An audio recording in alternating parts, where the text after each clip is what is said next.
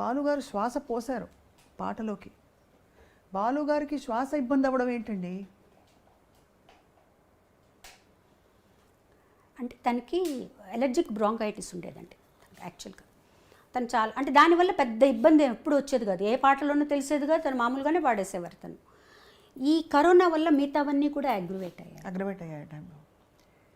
కానీ 51 రోజులు అసలు కానీ అండి ఇంకొక విషయం, అదంతా అయిపోయి ఇప్పుడు 2 years అయిపోయింది కదండి. ఇప్పుడు ఆలోచిస్తే నాకు తనకి ఏది మంచిదో అదే జరిగింది అనిపిస్తుంది. అంటే మనకి బాలుగారు లేరు, మనకి లోటు తీరది లోటు, కానీ బాలుగారు మటుకు చిరస్థాయిగా అందరి మనసులో నిలిచిపోయారు. బాలుగారు 100 ఏళ్ళు బతికి ఏ బెడ్లోనే ఉండి పాటలు పాడలేక తన బెడ్లో ఉంటే మనం ఎంత కష్టపడతామండి ఆలోచించండి. తను గుర్తుపెట్టుకునే విధంగా తక్కువ వెళ్ళిపోయారు. అరే ఇంకా ఉంటే బాగుండు, ఈ వ్యక్తి మనతో ఉంటే బాగుండు, ఇంకా ఎన్ని పాటలు పాడచ్చు, ఈయన ఇంకా ఎంత చేయొచ్చు అనే స్థితిలో మనల్ని అందరినీ పెట్టి వెళ్ళిపోయారు. తను ఈ మర్చిపోవడం అంటూ మనకు ఉండదు. బాలుగారిని జీవితాంతం మనతోనే ఉంటారు. ఆయన మర్చిపోవటం బాగా ఏజ్ వచ్చి అందరూ మర్చిపోయి అప్పుడు అసలు తను ఎవరు పట్టించుకొని ఒక స్థితి వచ్చిందనుకోండి, మనము చూసే వాళ్ళకి కష్టం, తన వల్ల కూడా కాదనమాట. పాట పాడకుండా తను ఉండలేడండి. తను ఒక్కరోజు కూడా ఒక పాట పాడకుండా ఉండలేడు. తను ఎప్పుడూ డాక్టర్లు లోపలికి వచ్చినా ఇలా పెట్టి నేను పాడతానని అడిగేవాడు. ట్రైకాస్టమీ చేసినప్పుడు ఎప్పుడు మళ్ళీ తీసేస్తే నేను పాడతానా అన్నీ అడుగుతూ ఉండేవారు అనమాట. సో డాక్టర్స్ ఏమన్నారు, ఒక 2 years బెడ్ రెస్ట్ కావాలి తనకి, ఇంట్లో బాగా అయిపోతే బాగా హాస్పిటల్ అట్మాస్ఫియర్ ఇంట్లో ఉండాలి అని చెప్పారు. అప్పటికే అంత. కానీ ఆ వీడియో ఇప్పటికీ కూడా మనసులో అలా మెదులుతుందండి. అవునండి. చెప్పేసి వస్తాను, తిరిగి వస్తానని చెప్పి మాకు అందరికీ కూడా చెప్పారు, మీరు ఊరికే కంగారు పడి ఫోన్లు చేయకండి, వచ్చేస్తాను నేను, జస్ట్ ఊరికి పాజిటివ్ అని వచ్చింది, అక్కడ జాయిన్ అయ్యాను నేను అంతే తప్పించి ఏం ప్రాబ్లమ్స్ లేవు. 15 days వరకు అలాగే. 15 days తర్వాత కోవిడ్ నెగిటివ్ వచ్చింది. ఆ తర్వాత ఒక్కొక్కటి ఇబ్బంది పెట్టేసి. So it's what ever it is అండి, హీఈస్ దేర్ ఫర్ అస్. ఆయన ఎప్పుడు మా వెనకాల ఉంటాడు. నేను చరణ్తో అందరితో అదే చెప్తాను, నా అన్న మనతోనే ఉంటారు, ఆయన మనల్ని లీడ్ చేస్తారు.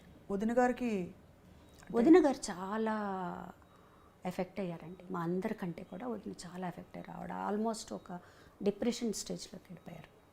ఇప్పుడు కొంచెం బెటర్, అంటే చాలా ఆరోగ్యపరంగా కూడా బాగా దెబ్బతిన్నారు ఆవిడ. అంటే ఒకే హాస్పిటల్ ఇద్దరు పక్కన ఉన్నారు. ఆవిడ కూడా కోవిడ్ వచ్చి అక్కడే జాయిన్ అయ్యారనమాట. అక్కడ ఏం జరుగుతుందో తెలియదు. పిల్లవాడు ఒక్కడు, ఎవరిని పంపించరు, వాడిని ఒక్కడనే పంపిస్తారనమాట. So it was tough time for us, very tough అండి. అసలు ఊహించడం కష్టం కదండి. ఏ రోజు డాక్టర్ ఏం చెప్తారో తెలియదు. ఇవాళ బాగుందమ్మా, ఏం ప్రాబ్లం లేదంటారు, ఇవాళ కొంచెం ఏదో ప్రాబ్లం ఉందంటారు. ఒక 51 రోజులు అలా అలా అలా అలా అలా ఇంకా మాకు వేరే థాట్ ఏమీ లేదు. అందరూ ప్రే చేయటం. ఎక్కడి వాళ్ళండి, ఎక్కడెక్కడి వాళ్ళు, ప్రపంచం అంతా ప్రే చేసింది నిజంగా. అన్ని ప్రసాదాలు, ఒక రూమ్ పెట్టారు అక్కడ, ఒక రూమ్ పెట్టి ప్రసాదాల కోసం ఒక రూమ్ పెట్టారు, ఆయనకు వచ్చే ప్రసాదాలు. అవును, కొంతమంది విభూతులు పంపించడం, షాల్స్ అన్నీ అన్నమాట. అసలు వరప్రసాద్ రెడ్డి గారు కూడా పంపించారు, కంచిపేట నుంచి పంపించారు, తిరుమల తిరుపతి దేవస్థానం, ఇక్కడి నుంచి అందరూ. బాలుగారు వరప్రసాద్ రెడ్డి గారు అయితే రోజు ఫోన్ చేసేవారు, ఎలా ఉంది ఈరోజు, ఎలా ఉంది ఈరోజు, ఎలా ఉంది ఈరోజు, ఎలా ఉంది. అందులో బాలుగారి గొంతు అంటే కీర్తించని దేవుడు లేడు. అన్ని బాణీల పాటలు అందరు దేవుళ్ళకి పాడారు కదండి. అసలు ఇప్పటికీ ఎలా తప్పించుకుంటామండి ఆయన నుంచి మనం, చెప్పండి. మీరు ఏ రోజు ఏది ఆన్ చేసినా ఎక్కడో ఒక చోట ఆయన వస్తారు, అంతే. ఏ గుడికి వెళ్ళినా ఆయన ఉంటారు. సో ఆయన నుంచి మనం తప్పించుకోవడం అంటూ ఏం లేదు, ఆయనతో కలిసి బతకడమే మన పని, అంతే. అలా అనుకుని సంతోషపడాల్సిందే. అలాంటి వ్యక్తులు చాలా రేరు, కారణ జన్ములు వాళ్ళు, అంతే. అంతకంటే మా అన్నయ్య గురించి నేనేం చెప్పలేను. సత్యం అండి. మీరు భౌతికంగా చివరిసారి ఎప్పుడు కలిశారండి? తేదీ గుర్తుందా మీకు? తేదీ తను September 25th చనిపోయారు. 14th ఆ ప్రాంతంలో కలిశాను. ఆ తర్వాత ఇంకెవరిని అలో చేయలేదండి. అప్పటికే మీకు కొంత అవగాహన ఉండి అంటే అవగాహన ఉండేది, కానీ అది ప్రేమ అంటారా మరి, అది కప్పేస్తుందేమో అనుకుంటారు. నాకు మా చెల్లికి ఎందుకు ఎలా అయినా తను బయటకు వచ్చేస్తాడు, హీజ్ అ ఫైటర్, వచ్చేస్తాడే అనిపించి అన్నకేం కాదు నాన్న చూసుకుంటారు, అన్నకేం కాదనే అనుకునేవాళ్ళం. ఫోన్లో మాట్లాడుకుని ఏం కాదులే వచ్చేస్తాడు తను, ఏం ప్రాబ్లం లేదు. మీరు అన్నట్టు పాట లేకుండా, ఎందుకంటే అప్పుడెప్పుడో నాడ్యూల్ వచ్చి సర్జరీ చేయించాలన్నప్పుడు లతాజీ చేయించొద్దు అని చెప్పడం ఈ విషయాన్ని పంచుకున్నారు మాతో అవును ఒక ఇంటర్వ్యూలో. అంటే పాట లేకుండా బాలుగారిని ఊహించుకోలేమండి ఎవరు. అవును ఊహించుకోలేము. మాట రెండు.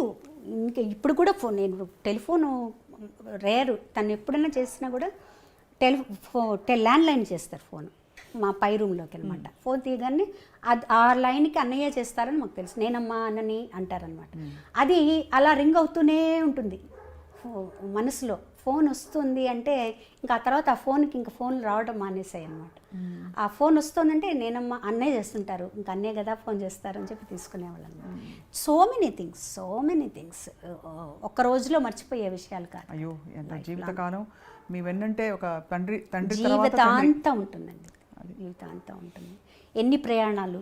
తను చనిపోయిన తర్వాత ఒక 1 month తర్వాత నేను ఎయిర్పోర్ట్కి వెళ్తే నా వల్ల అవ్వలేదు అసలు. ఎందుకంటే మేము పక్కనే నెక్స్ట్ స్ట్రీట్లో తను ఉంటారు. తను బయలుదేరేటప్పుడు నాకు ఫోన్ చేసేవాడు, బయలుదేరుతున్నావా ఎయిర్పోర్ట్కి అని. తను ముందు వెళ్ళిపోతే అక్కడి నుంచి నాకు ఫోన్లు చేసేవాడు. ఎంతసేపు ఓవర్సీస్కి అయితే మరి వీసాలు అవన్నీ చెకింగ్ ఉంటుంది, ఇంకా రాలేదు నువ్వు వెయిట్ చేస్తున్నావు తొందరగా రా. ఆ ఎయిర్పోర్టు అక్కడ వెళ్ళటం, అందరం కలిసి వెళ్ళటం చాలా రోజుల వరకు నాకు చరణ్కి అది చాలా కష్టం అనిపించింది ట్రావెలింగ్ అనమాట.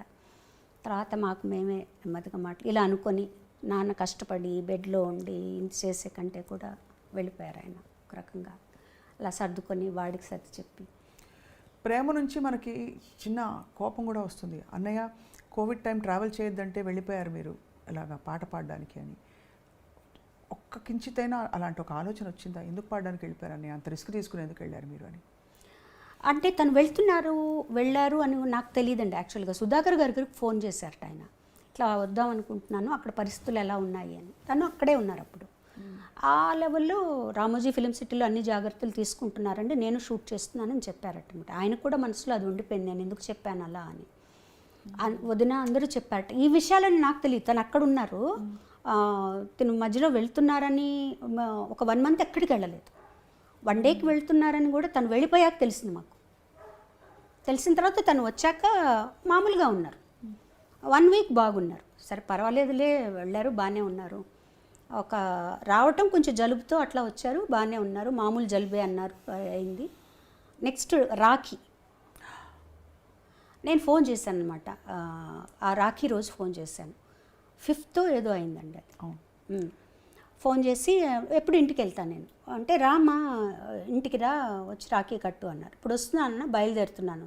మళ్ళీ ఫోన్ చేశాడు తను, వద్దమ్మా నాకు కొంచెం జలుబుగా ఉంది, ఎందుకైనా మంచిది, నేను డాక్టర్ దగ్గరికి వెళ్తున్నాను, నువ్వు రేపు వచ్చి కట్టు, చెక్ ఎందుకు ఇప్పుడు జలుబు ఉంది, నువ్వు వచ్చి మళ్ళీ అప్పుడు కొంచెం పీక్గా ఉంది కదండి. అవును, కోవిడ్ చాలా భయానకంగా ఉందండి. సరే అన్న, అదే మాట్లాడింది నేను లాస్ట్. తను హాస్పిటల్కి వెళ్ళారు, ఇంకా అక్కడే ఉండిపోయారు. అయ్యో భగవంతుడు. But we have to celebrate him అండి, అంతే. ఎందుకంటే తనకి ఎవరన్నా డల్గా ఉన్నా, నా ఎప్పుడు ఒక రకంగా మూడ్ అవుట్లో ఉన్నా తనకి ఎప్పుడు నచ్చదు. అందరూ నవ్వుతూ ఉండాలి, అందరూ హ్యాపీగా ఉండాలి అనేదే తన. నవ్వుతూ ఉండేవాళ్ళంటే తనకు చాలా ఇష్టం అసలు ఫస్ట్. సో మమ్మల్ని మాకు మేమే బూస్టప్ చేసుకొని మేమే అనుకున్నాం అనమాట. ఈ సంవత్సరం నేను పల్లవి అందరం కలిసి every year will celebrate SPB, అంతే. ఆయనకేమి ఇష్టమో అది చేద్దాం, పాటలు పాడుకోవడం, అంత్యాక్షరీలు ఆడుకోవడం, ఇలా చేద్దాం మనం. ఇలా ఊరికే బాధపడి లాభం లేదు, విల్ సెలబ్రేట్.